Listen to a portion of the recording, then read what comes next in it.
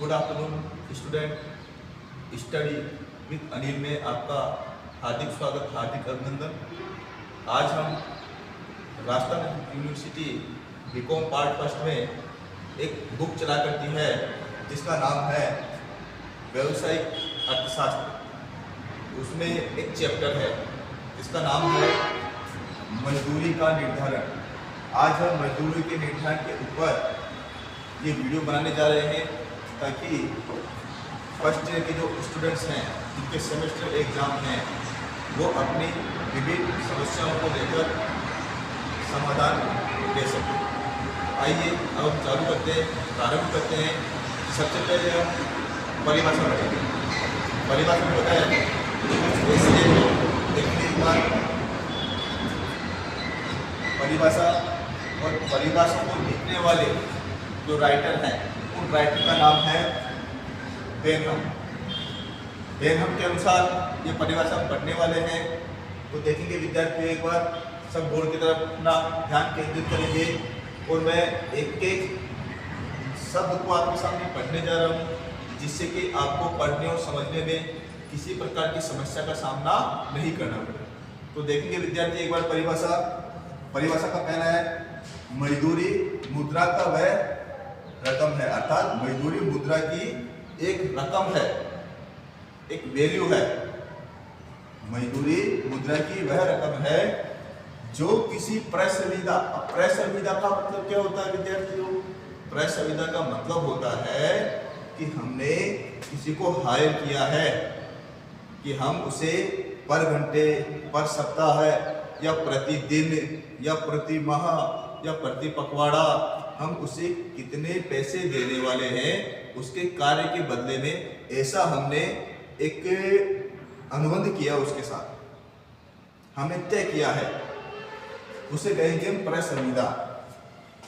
तो एक बार देखते हैं मजदूरी मुद्रा की वह रकम है जो किसी क्रय संविदा के अंतर्गत किसी नियोजक को जो उस मजदूर को जो काम करने वाला श्रमिक है उस श्रमिक को हायर कर रहा है, उस श्रमिक को अपने पास काम करने के लिए तैयार कर रहा है, उसको नियुक्ति दे रहा है। वो व्यक्ति नियोजक होगा।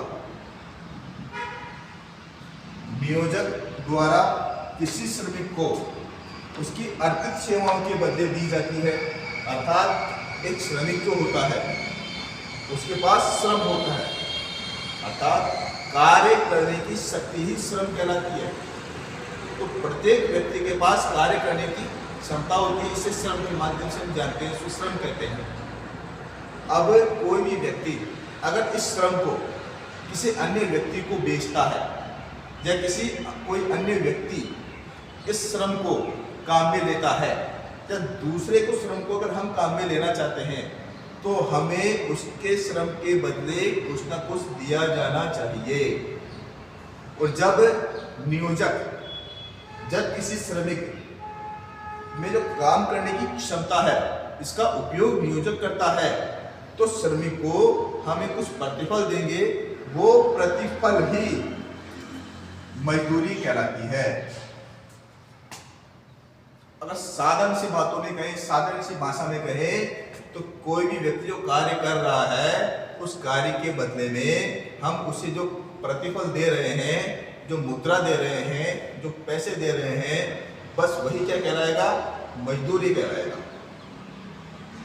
मजदूरी किसी भी प्रकार की हो सकती है, जैसे साप्ताहिक हो सकती है, प्रतिदिन के हिसाब से हो सकती है, प्रति घंटे के हिसाब से हो सकती है, पखवाड़े के हिसाब से हो सकती है, प्रति माह हो सकती है, और कई बार जो बड़े प्रोफेशनल जॉब होते हैं उनमें प्रति वर्ष मजदूरी का निर्धारण किया जाता है, जिसे हम पैकेज के नाम से जानते हैं। अब आपके दिमाग में बात आ रही होगी कि बड़े जो लेवल के व्यक्ति होते हैं, पेशेवर व्यक्ति होते हैं, उनको मिलने वाली जो पारिश्रमिक होता है वो भी क्या मजदूरी कहलाएगा क्या? तो विद्यार्थियों एक बात को ध्यान रखना, इकोनॉमी की लैंग्वेज में, अर्थशास्त्र की भाषा में प्रत्येक व्यक्ति अगर शारीरिक और मानसिक इनमें से कोई भी श्रम या दोनों मिला के कोई श्रम कर रहा है तो उसके बदले में उसे जो मुद्रा मिल रही है, उसे जो प्रतिफल दिया जा रहा है, वो सारा प्रतिफल मजदूरी ही कहलाएगी। इसमें ऐसा नहीं है कि वो सी है तो उसे कुछ अलग नाम से हम कहेंगे, या फिर कोई डॉक्टर है जो अपनी मानसिक स्थिति, अपने ज्ञान और चातुर्य का उपयोग करके अन्य व्यक्ति जो हैं उनका इलाज करते हैं, तो उनको मिलने वाला प्रतिफल किसी अन्य नाम से जाना जाएगा, ऐसा कुछ नहीं है। इकोनॉमी के अंतर्गत सभी प्रकार की व्यक्ति, जितने भी व्यक्ति हैं, अगर वो मानसिक और शारीरिक श्रम कर रहे हैं और उनके श्रम के बदले में उन्हें जो प्रतिफल मिल रहा है, वो सारा का सारा प्रतिफल मजदूरी ही कहलाएगा। वो कोई व्यक्ति हो सकता है, जैसे कि खेती में कार्य करने वाले व्यक्ति हो सकते हैं। एक डॉक्टर है, डॉक्टर को प्रतिदिन जो भी अपने ज्ञान और चातुर्य का उपयोग करके वो जो कमाता है वो भी मजदूरी कहलाएगा। और एक वकील है, जो किसी प्रकार का कंसल्ट करते हैं, किसी प्रकार कार्य करते हैं, तो इसके बदले वो फीस लेता है, वो भी मजदूरी के अंतर्गत आएगी। कोई अध्यापक अगर कोई पढ़ाता है और वो पढ़ाने के लिए वो पैसे ले रहा है, वो भी मजदूरी के अंतर्गत ही आएगा।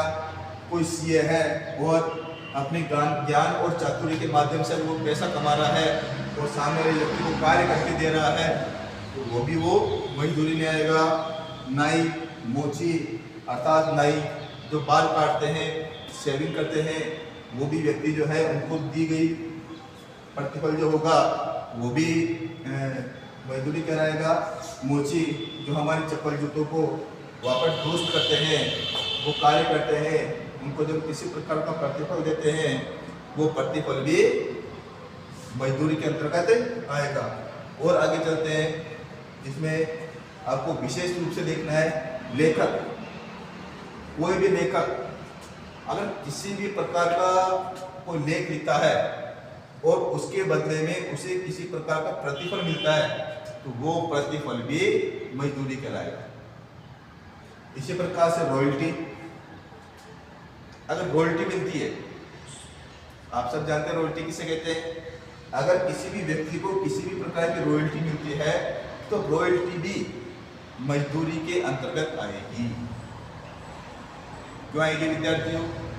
क्योंकि हमने परिभाषा में पढ़ा था, मैंने आपको बताया था कि प्रत्येक व्यक्ति जो शारीरिक और मानसिक दोनों या अलग अलग प्रकार से इनका उपयोग करके और वो प्रतिदिन, प्रति सप्ताह, प्रति घंटे के हिसाब से कुछ अर्निंग करता है, तो वो मजदूरी के अंतर्गत ही आएगा। मेरे ख्याल से विद्यार्थियों अब आपको कोई मजदूरी को समझने में ज़्यादा समस्या नहीं होने वाली है। अब हम आगे बढ़ते हैं विद्यार्थियों। मजदूरी के सामान्यतः प्रकार जो है वो दो प्रकार है। मजदूरी के सामान्यतः दो प्रकार हैं।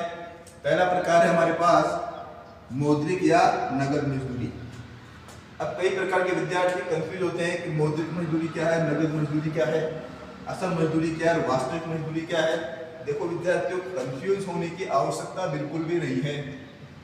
हमें यहाँ पे क्या देखना है कि मौद्रिक और नगद दोनों एक ही है। मौद्रिक मुद्रा में मिलने वाला, नगद कैश जो हम कहते हैं मिलने वाला, ये एक ही लाइन है।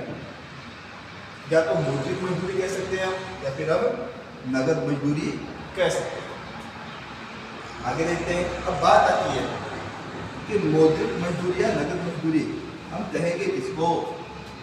अर्थात आपको केवल इतना याद रखना है विद्यार्थियों, इतना समझना है, मौद्रिक मजदूरी का मतलब होता है कि जब कोई व्यक्ति या मजदूर किसी भी प्रकार का कार्य करता है, तो उस व्यक्ति को नगद के रूप में जो पारिश्रमिक मिलता है, जो रुपए मिलते हैं, या मुद्रा के रूप में जो नगद प्रतिफल मिलता है, वो नगद प्रतिफल ही मौद्रिक या नगद मजदूरी कहलाएगा। अर्थात पहला जो टॉपिक है हमारा, पहली जो लाइन है, पहला जो प्रकार है इसका, इसके अंतर्गत केवल और केवल उसके कार्य के बदले में उसको नगद में पैसे मिलेंगे और कुछ नहीं। अगर ये सोचे किसी प्रकार की सुविधा उसे दी जाए तो ऐसी कोई भी सुविधा इसको नहीं दी जाएगी, अर्थात जो नगद दी जा रही है बस वही क्या कहलाएगी, मौद्रिक मजदूरी कहलाएगी। अब दूसरा आता है विद्यार्थी हमारे पास असल या वास्तविक मजदूरी। अब विद्यार्थी यहाँ पर भी थोड़ा सा कंफ्यूज रहते हैं या सामंजस्य में रहते हैं कि असल मजदूरी एवं वास्तविक मजदूरी क्या होती है। विद्यार्थियों को घबराने की आवश्यकता कतई नहीं है। असल मजदूरी और वास्तविक मजदूरी ये मौद्रिक मजदूरी से थोड़ा हाई लेवल पे जाता है। कैसे जाता है हाई लेवल पर? जैसा कि हमने ऊपर पहले पढ़ा है कि मौद्रिक मजदूरी या नगद मजदूरी इन्हें केवल कार्य के बदले में मुद्रा मिलती है या नगद में पैसे दिए जाते हैं। लेकिन असल मजदूरी या वास्तविक मजदूरी के अंतर्गत उनको नगद पैसे के अलावा उनको सुविधाएं दी जाती है। उन्हें नगद में कुछ ना कुछ दिया जरूर जाएगा, लेकिन नगद के अलावा भी उन्हें अन्य सुविधाएं दी जाती है। जैसे एक नियोक्ता द्वारा उन्हें या किसी व्यक्ति को नियोक्ता द्वारा कार्य पर रखा जाता है। कार्य पर रखने के बाद उसकी संविदा के अंतर्गत, प्रसंविदा के अंतर्गत ये बात होती है कि मैं तुम्हें 20,000 रुपये प्रतिमाह मजदूरी या सैलरी या वेतन दूंगा, और 20,000 के साथ साथ वह उसे घर, गाड़ी, फोन, माली, भोजन या इत्यादि इत्यादि को सुविधा दे रहा है उसको। तो वो सुविधा अगर हम इसमें जोड़ दें तो जोड़ने के बाद में क्या बन जाएगा, वो असल या वास्तविक मजदूरी बन जाएगी। अर्थात असल या वास्तविक मजदूरी में उसे नगद के अलावा नियोक्ता द्वारा अन्य सुविधाएं भी प्रोवाइड करवाई जाती है, दी जाती है। जैसा कि अभी हमने यहाँ पर पढ़ा है कि पैसे नगद मजदूरी के अलावा उसे घर, गाड़ी, फोन, माली, भोजन या इत्यादि और कोई भी सुविधा दी जाती है तो वो असल या वास्तविक मजदूरी कहलाएगी। तो दोनों में अंतर क्या हुआ? इसमें अंतर ये हुआ विद्यार्थियों, जो पहला प्रकार था हमारा मौद्रिक या नगद मजदूरी, इसमें केवल मुद्रा दी जाती है, उसमें केवल पैसे दिए जाते हैं और अन्य प्रकार की किसी भी चीज को नहीं दिया जाता।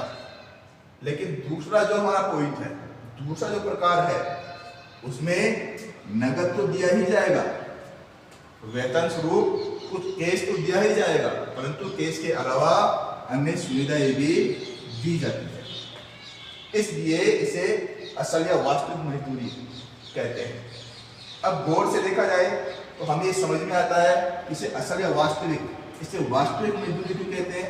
इसे वास्तविक मजदूरी इसलिए कहते हैं क्योंकि जब किसी व्यक्ति को नगद मजदूरी के अलावा अन्य कुछ सुविधाएं दी जाती है तो अप्रत्यक्ष रूप से उसका वेतन बढ़ जाता है, क्योंकि अन्य चीजों पर, घर पर, गाड़ी पर, फोन पर, माली, भोजन या अन्य कोई सुविधा जो है उसे बाजार से खरीदने की आवश्यकता नहीं होती या किसी चीज को किराए पर लेने की आवश्यकता नहीं होती। पहले से ही नियोक्ता द्वारा ये सुविधाएं उसे दी जा रही है, उसे नगद के अलावा अन्य सुविधाएं भी दी जाती है। इसलिए कि वास्तविक मजदूरी नगद मजदूरी की तुलना में ज्यादा अच्छी होती है, ये ज्यादा व्यक्ति के लिए सुविधाजनक होती है। हो सकता है कई बार कि इसको नगद मजदूरी को बढ़ाकर और इन्हें हटा दिया जाए, परंतु फिर भी एक सामान्य व्यक्ति नुकसान में रहता है, क्योंकि मुद्रा जो होती है उस मुद्रा का जो मूल्य होता है वो कभी भी स्थिर नहीं रहता, मुद्रा का मूल्य ऊपर नीचे होता रहता है। अगर नियोक्ता ने इन लोगों को हायर किया है, इन लोगों को क्रय सुविधा के अंतर्गत आपको दिया है, तो अगर इनकी सैलरी बढ़ती है घटती है तो उसका सारा भार नियोक्ता पे जाएगा, ना कि आप पर जाएगा। और आप अगर इनको रखते हैं तो सारा भार बड़ी जो राशि होगी वो आपको देनी पड़ेगी। इसलिए विद्यार्थियों ध्यान रखना, जब भी कभी आपको जैसा मौका लगे तो असल या वास्तविक मजदूरी अगर आपको मिल जाती है तो ये आपके लिए सर्वश्रेष्ठ होगा। ठीक है विद्यार्थियों, आज हम इतना ही पढ़ने वाले हैं। अब हमारी जो वीडियो है पढ़ाई की वो रेगुलर आती रहेगी और आप इसी प्रकार से पढ़ते रहें just study with Anil classes में। धन्यवाद।